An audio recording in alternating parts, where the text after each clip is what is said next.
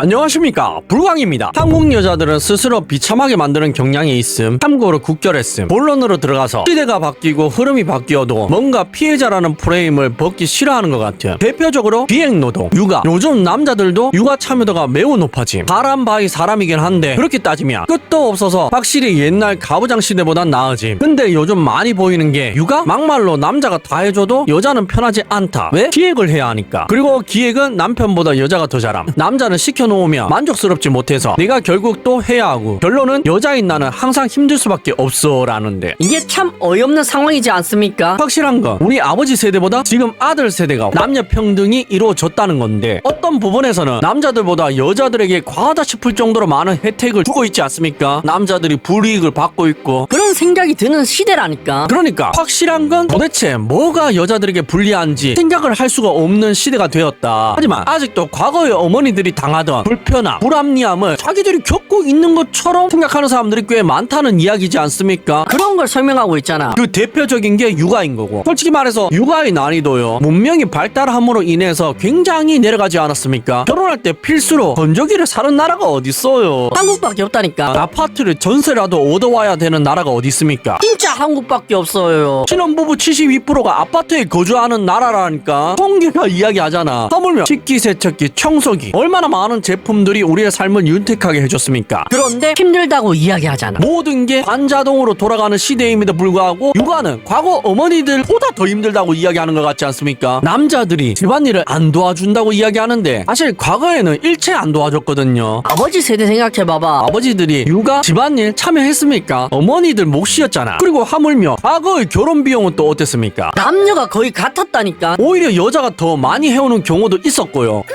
여기 90년도에 나온 기사인데, 결혼비용 지출 현황이라고 보이십니까? 여자는 혼수 1017만원을 평균적으로 해간다고 적혀있죠. 그런데 남자는요 752만원이라고 적혀있잖아. 여기서 남자가 집을 해온다면은 거기에 플러스 한 1, 2천만원 더 하겠지. 그때는 좋은 집이라고 해봤자 1, 2천만원 이면 샀으니까. 왜냐하면 97년도 당시에 신축 빌라가 4천만원 정도밖에 안 했다니까. 구축 아파트라고 해봤자 3천에서 5천이었고, 좋은 지역 말고요, 평균 지역 그런데 말하는 겁니다. 이해가 가시죠? 그리고 그 당시 여성들의 혼수 비용은 3천만 원이었습니다. 그러니까 남자와 여자가 가지고 오는 돈이 어느 정도 비슷했단 말이지. 그런데 이상하죠. 요즘도 검색해보시면 수두룩하게 나오지만 아직도 혼수 비용 3천만 원 외치는 사람들이 꽤 많습니다. 물론 검색을 잘 하셔야 돼요. 결혼정보회사에서 쓰이는 자료로 생각하시면 안 되고, 상위 10% 상위 직업을 가진 사람들 자료도 보시면 안 됩니다. 우리 대부분을 차지하고 있는 최저시급 받고 사는 80% 이상을 200만 원도 못 버는 여성들 기준으로 하셔야 됩니다. 그러려면 뭘 봐야 된다? 이런 자료들 14년도에 모닝와이드라는 프로그램에 나왔던 남편은 결혼할 때 얼마 들고 와야의 질문에 대한 답변, 평균 얼마라고 대답했습니까? 3억이라고 대답했다니까. 이런 것들을 봐야 된다고요. 그런데 저 여자들 왜 3억이 필요하다고 했습니까? 왜 4억이 필요하다고 했었죠? 내가 3천만 원 모았으니까, 4천만 원 모았으니까 내가 모은 돈의 10배 정도 남자들이 모아야 한다고 이야기했었잖아. 이게 거짓말입니까? 실제 인터뷰 내용 보시라니까. 1억 가지고는 집을 못 구한다잖아. 집이 아무리 싸도 2, 3억을 하니까 여윳돈 1억 가지고 4억이 필요하다잖아. 결혼한 분들이 말씀하시기에 대체로 남자가 여자의 10배를 해온다. 그래서 내가 3천만 원 모았으니까 남자는 3억, 4천만 원 모았으니까 남자는 4억 가지고 와야 된다고 진짜로 인터뷰 했었다니까. 그게 10년도 더 된 영상이라고요. 어이가 없네. 그런데 저 당시에 결혼한 남성들이 썼다는 비용이 평균 얼마인 줄 아십니까? 7천만 원이야. 그러니까 서울 여자들이 생각하는 결혼 비용이랑 실제로 결혼한 서울 남자들의 비용이랑은 굉장한 괴리감이 있다는 거죠. 그 정도만큼 허영심이 있다는 거지 않습니까? 미혼의 허영심 말입니다. 이혼들은 그렇지 않아요. 남자들이 저 정도 돈을 가지고 와도 다 결혼했다는 말이잖아. 저 당시에는 말입니다. 계속해서 두 번째는 운전. 요즘에 이것도 피해자 코스프레 하더라. 남자는 운전만 하면 되니까 좋겠다, 여자는 뒤에서 애기 챙기느라 어쩌고 저쩌고. 그렇게 따질 거면 그냥 역할을 바꾸면 되지 않나. 뭐 여자들이 대부분 운전자 역할을 하는 시대가 오면 그건 그것대로 또 불만이 생기겠지. 그쵸? 모든 부분에서 요즘에 불만을 가지는 여성들이 꽤 많아졌다는 게 문제지 않습니까?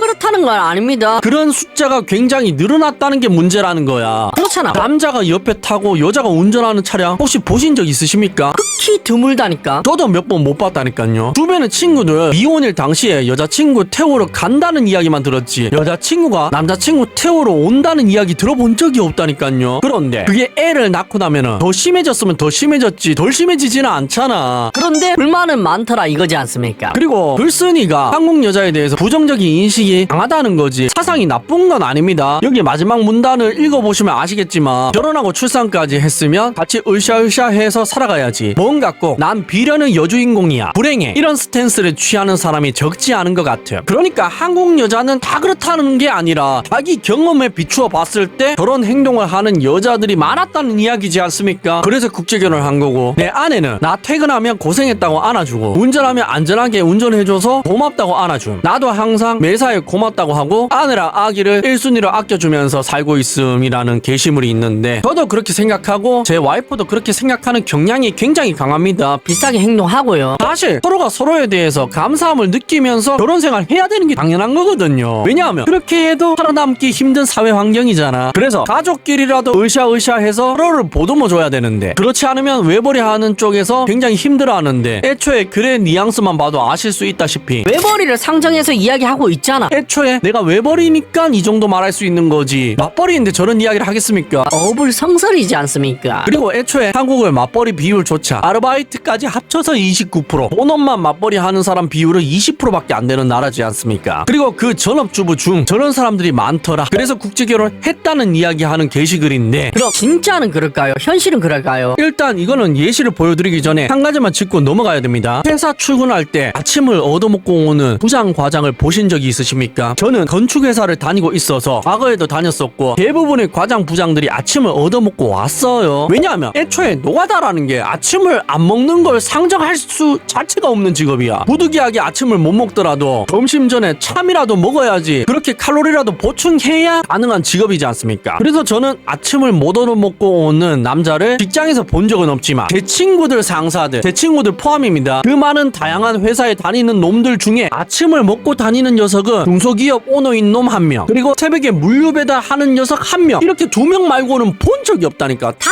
아침을 마누라한테 못 얻어먹고 다녀요. 그리고 그 녀석들이 다니는 직장 상사들은 아침을 못 얻어먹고 오는 건 당연한 거 라는 걸 먼저 이야기로 깔고 내용을 이해하셔야 됩니다. 이게 대한민국의 사회 보편적인 거잖아. 이것 때문에 대기업에서 아침을 주는 시스템도 운영하는 거지 않습니까? 집에서는 밥을 못 얻어먹고 오니까. 이해가 가시죠 여러분들? 여기 보시면 인생 뭐 별거 있나요? 라면서 2022년도에 올라온 게시글인데 저녁 늦은 시간에 새벽에 들어갈 건데 밥 있냐고 물어봤을 뿐인데 집에 들어오니 계란 후라이에 김치 좀 식은 음식이면 어때요? 이게 다 배려고 고마운 일인걸요. 못난 사람 밥이라도 걱정해줘서 늘 미안하고 감사합니다. 글 적고 있는데 잠깐 나와서 부족한 거 없냐고 묻고 들어가네요. 미안하고 참 그렇습니다 라는데 자 보세요. 새벽에 남편이 늦게 퇴근하니까 밥을 차려줬는데 이렇게 차려줬답니다. 어떤 느낌이 드십니까? 정말 죄송한 이야기지만 국내혼 하신 분들 비하하는 게 아니고요. 이게 현실이라니까. 국내혼 하신 분들이면 아내가 밥을 차려준다.